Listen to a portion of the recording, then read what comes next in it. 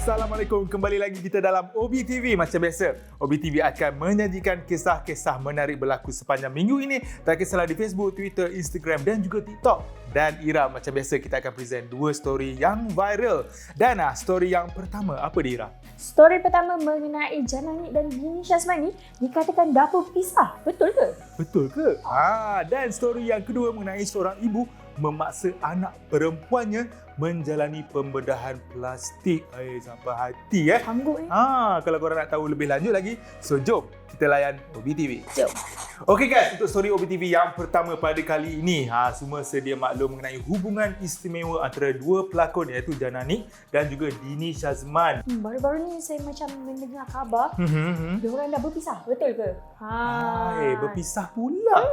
Tapi nak dijadikan cerita, Janani menjadi perbualan hangat netizen gara-gara status singlenya yang dimuat naik dekat media sosial baru-baru ni. Menerusi satu rakaman video di TikTok, rata-rata netizen mendakwa Janani dan kekasihnya Dini Syazman sudah pun berpisah. Hint yang diberikan oleh Janani sebelum ni kemungkinan benar. Ini kerana semua momen bahagianya bersama Dini tiada lagi di Instagram. Bukan itu saja, Jana turut memuat naik quotes berkenaan cara untuk healing diri sendiri dengan betul. Tidak lama selepas itu, Janani memuat naik video di TikTok memaparkan dirinya sedang menjamu selera. Dan di status profil dia menulis, Jana 27 tahun, single dan tak suka unboxing packaging sambal. Itu yang last tu random lah. Yang last tu random. Tapi yang orang perhati adalah yang part single tu. Betul tu. Dan manakala di Instagram pula, Janani memuat naik hantaran yang mengukuhkan lagi kenyataan dengan berkata, kepada kamu moga berbahaya. Kini cinta kita telah berakhir untuk selamanya. Sedih pula.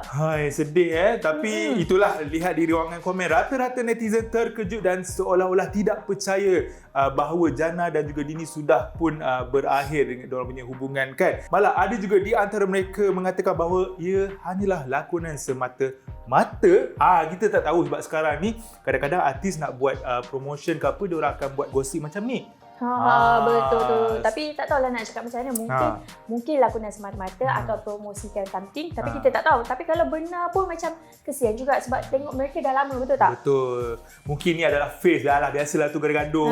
Kan, gaduh-gaduh manja. Okey guys, untuk berita OBTV yang seterusnya. Macam mana kita tahu kan, selalu orang buat pembedahan plastik ni semuanya orang dewasa, betul tak? Betul. Sebab ialah pembedahan tu proses yang agak menyakitkan. Tapi demi kecantikan, sesetengah orang sanggup menahan sakit. Sebab orang kata macam apa? Beauty is pain. Beauty is pain. Tapi kan bercakap mengenai pembedahan plastik ni, seorang wanita di Jepun dipercayai mengarah anak perempuannya yang berusia baru saja 9 tahun untuk menjalani pembedahan plastik. Menurut wanita berkenaan yang dikenali sebagai Ruchi, mendedahkan dia pernah mengalami trauma ketika kecil sebab tak mempunyai dua kelopak mata. Dia juga mengatakan memiliki dua kelopak mata yang cantik seumpama itu merupakan standard kecantikan seseorang individu.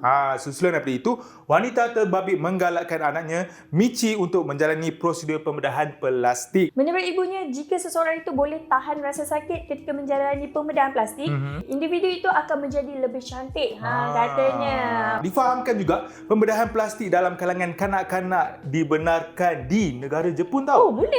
Boleh, tapi dengan syarat dibenarkan oleh ibu bapa mereka. Kata Ruchi lagi, ketika kecil ibu dan adiknya memiliki mata yang cantik dan besar.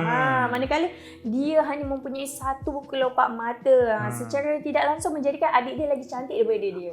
Dan disebabkan itu jugalah orang melayan mereka secara berbeza dan adiknya mempunyai mata yang cantik. Dan sebab itu kejiranan di sana orang kata tu treat mereka secara berbeza.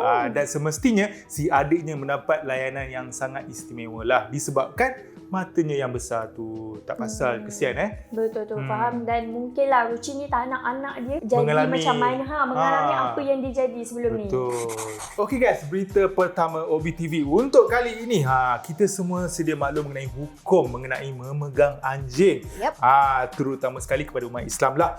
Tapi nampaknya ada setengah orang yang mengambil remeh mengenai isu itu. Ya, betul tu. Jadi mengenai isu ni, baru-baru ni ada seorang pelakon lelaki ni telah mendapat reaksi negatif negatif daripada netizen. Yes. Gara-gara mendedahkan dia memelihara seekor anjing. Betul. Anjing dia baka German Shepherd.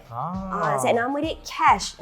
Risau macam tu sekali anjing. Kedengaran mahal anjing tu. Macam mahal kan, tapi memang mungkin mahal. Daripada Jerman Okey. Menerusi video di Instagram, tujuan asalnya adalah untuk menjaga kawasan premisnya yang terletak di tengah-tengah bandar Kuala Lumpur. Kiranya ada sebab lah Ada kan. sebab. Dia tahu kalau basah tak boleh nak pegang anjing kan. Yep. Kalau kita orang Islam. Dan dia ada je sabun samak untuk nak sertu samak tu semua dia ada.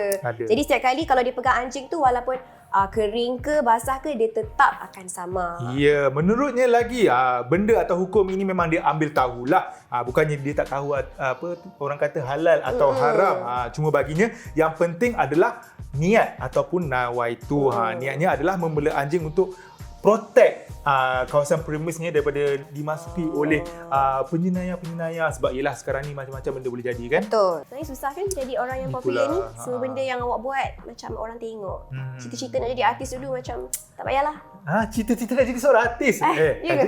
Dah jadi Ada apa? ke? Tak Okay guys, berita OBTV yang seterusnya. Baru-baru ni penyanyi dan juga guru vokal Datuk Syafina Selamat telah dikecam oleh netizen kerana berpakaian yang macam agak mendedahkan. Tetapi Syafinas menegaskan itulah image daripada dulu lagi. Jadi korang kena terimalah dia seadanya. Dia memilih gaya macam tu seorang diri. Betul. Jadi terima je lah. Tak lama selepas daripada komen isu baru-baru ini, Datuk Syafinas dipuji pula. Sebabnya Datuk Syafinas ni telah mencuri tumpuan netizen apabila terlibat dalam kelas mengajar teknik pernafasan yang betul untuk qari dan qariah. Alhamdulillah, sejuk dengar. Yang baca Quran, hafazan, hafizah tu semua. Betul. Menerusi video yang dikongsikan di TikTok Syafina Selamat.fans, bukan daripada Datuk Syafina sendiri, menunjukkan Syafina sedang mengajar seorang qari dan qariah mengenai teknik pernafasan, macam awak katakan tadi itu, bagi menyempurnakan penyampaian taranumnya. Sementara itu, qariah berkenaan dilihat mengikuti telunjuk daripada Datuk Syafinas dan nampaknya dia macam nampak improve daripada sebelumnya dan sedap dia dengar bunyinya. Taranum pun bukan senang tau. Dia banyak menggunakan teknik-teknik vokal dan pernafasan.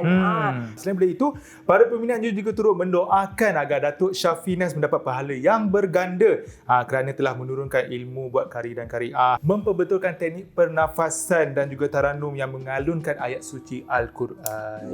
Orang putih kata don't judge a book by its cover. Walaupun mungkin dia berimage macam tu, tapi kita tak tahu apa amalan-amalan yang dia dah buat kan.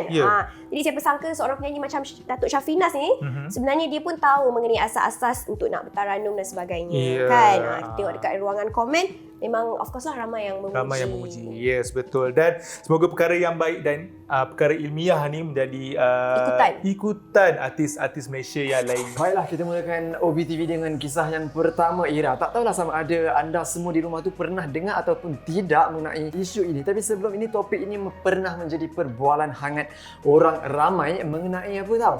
Mengenai gaji seorang pemandu lori. Katanya boleh mencecah sampai belasan ribu ringgit. Betul ke?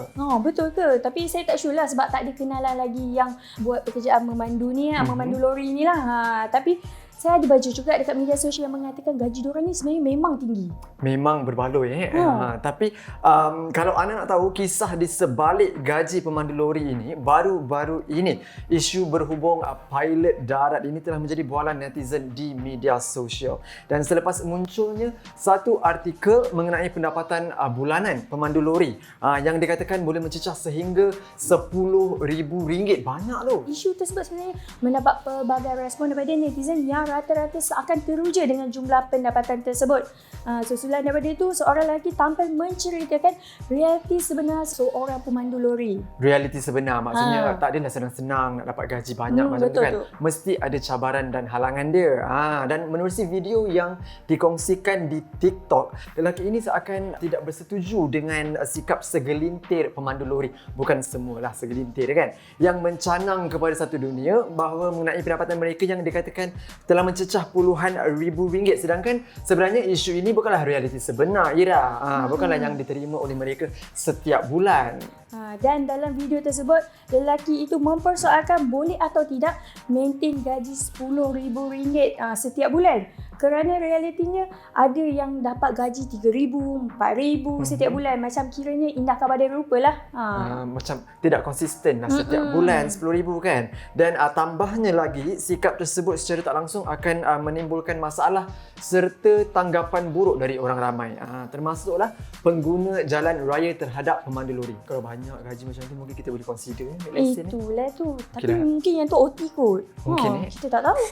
Kisah seterusnya mengenai cerita cinta sejati di antara pasangan ini. Wow, cerita cinta ya. Selalunya cerita cinta ni Pika je yang buat Pika kan. cuti pula. Pika tak ada pula. Tapi tak apa, kita teruskan. Baru-baru ini di TikTok tular video yang memaparkan dua mempelai yang berada di satu majlis akad nikah. Tapi kenapa dia tular kan? Ini nak bagi tahu. Untuk melangsungkan upacara ijab kabul bagi pasangan pelamin lah. Tapi majlis yang dijalankan tu dah buatkan ramai orang jadi sebab, Ira.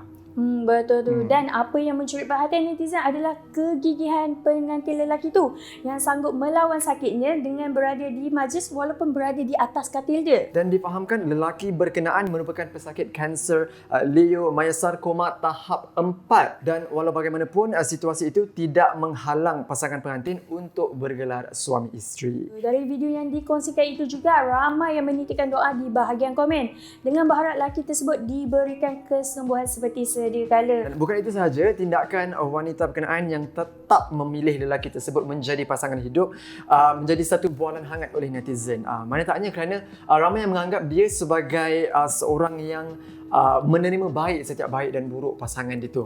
Kan sebab jelah ada setengah orang yang tak sanggup, Ira. Dia kalau time susah tak ada bersama. Dia nak time senang je. Macam tu. Sementara itu menerusi akaun TikTok wanita berkenaan, dia turut memuat naik beberapa video sepanjang hari pernikahannya bersama suami. Malah apa yang membuatkan netizen sebab adalah keadaan lelaki berkenaan yang dibawa menaiki van ambulans sebenarnya untuk meneruskan majlis tersebut. Itulah saya yang tengok video tu pun, Ira, saya rasa macam saya rasa sebab saya rasa terharu, sedih, semua adalah kan. Betul tu. Apapun kami di OBTV mendoakan agar segala urusan pasangan itu dipermudahkan dan semoga lelaki tu dikurniakan kesihatan yang baik. Amin. Amin. Baiklah, itu sahaja OBTV kali ini. Untuk membaca artikel-artikel menarik boleh layari www.ohbulan.com. Dan banyak juga video yang anda boleh saksikan di YouTube Oh Bulan Official. Jangan lupa subscribe dan follow juga akaun TikTok kami Oh Bulan Official. Betul tu. OBTV akan bersiaran setiap hari Jumaat, Sabtu dan Ahad Jam 6.55 petang hanya di TV9. Dan dengan itu saya Patch Mono. Saya Ira Zahira. Sampai berjumpa lagi. Bye. Bye. Tuan suruh saya action, tuan tak suruh saya cakap.